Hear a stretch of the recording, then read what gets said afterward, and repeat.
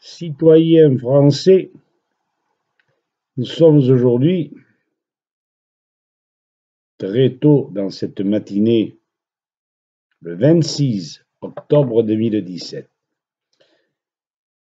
Je vais vous entretenir quelques minutes sur la peste bubonique de Madagascar.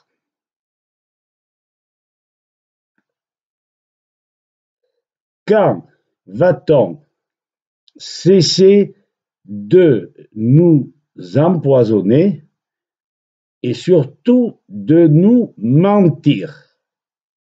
Dans quel but?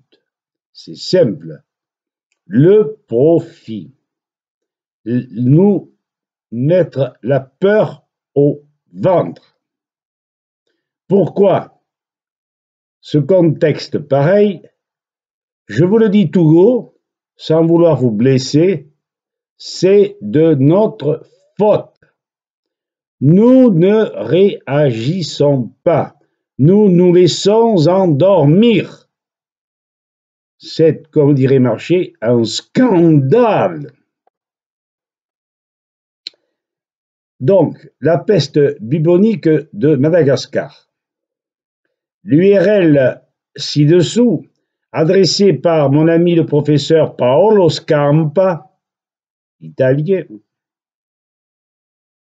nous informe que la peste bubonique de Madagascar occasionne de nombreux morts. La mort survenant très rapidement dans pas mal de cas. Cette épidémie venant malheureusement à propos me permet de vous adresser mon analyse. Renseignez-vous, voyez sur Internet peste bubonique de Madagascar et voyez ce qui est dit. Comme je crois vous l'avoir déjà dit, j'ai eu la chance d'être en rapport dans ma vie avec les livres du professeur Jules Tissot et du professeur Louis-Claude Vincent. Pensez bien, ces gens-là ne transparaissent pas. Personne n'en parle et pourtant Dieu sait si l'on avait appliqué leurs principes, le fruit de leurs études en matière de maladies et en matière de bioélectronique, nous n'en serions pas là. Mais tout est mis sous le chapiteau, sous l'éteignoir. Je ne crois pas que cette épidémie déclenchée, dit le texte, le soit par des puces. D'après Jules Tissot, vérifié par Louis-Claude Vincent, l'épidémie serait initiée par des céréales fermentées, récoltées vraisemblablement par temps de pluie. Céréales non séchées après récolte. Les dogmes de panspermie atmosphérique. Le microbe a des ailes et finit par vous atteindre. Alors que c'est par apoptose que bactéries, microbes, champignons, virus sont à la source ou sont à la résultante de l'apoptose. La cellule se décomposant, il faut bien qu'elle disparaisse. Dans les dogmes de panspermie atmosphérique, asepsie des organismes vivants, monomorphisme bactérien, dogme de la contagion, sont, on ne peut plus, erronés. Pasteur n'était pas un biologiste, mais un vulgaire chimiste. Page introductive du livre de Jules Tissot, Constitution des organismes, animaux et végétaux, cause des maladies qui les atteignent, 3e volume. Paris, laboratoire annexe de physiologie générale du Muséum d'histoire naturelle, 42 rue Boulevard Saint-Marcel, en 1946. Eh oui, c'est loin tout ça.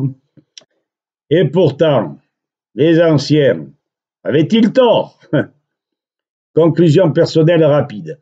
L'épidémie de peste viendrait donc des céréales fermentées, de farine fermentée et, en conséquence, de germes bactériens évolutifs non convenablement séchés, farines ingérées par des populations pauvres ayant peu de défense immunitaire.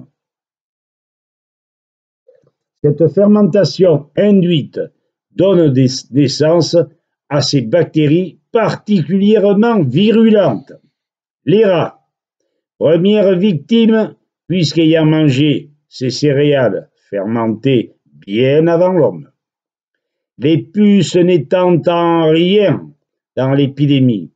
Le traitement, le meilleur, ceci étant personnel, à l'appui de Tissot et du docteur Gilbert C. Il est vivant et je ne veux pas qu'il ait des tourments, qu'il soit ennuyé par les pouvoirs publics et surtout par les laboratoires. Me paraît être le Nigari, qui n'est que du chlorure de magnésium et des perfusions de vitamine C à haute dose. Point final de cette parenthèse.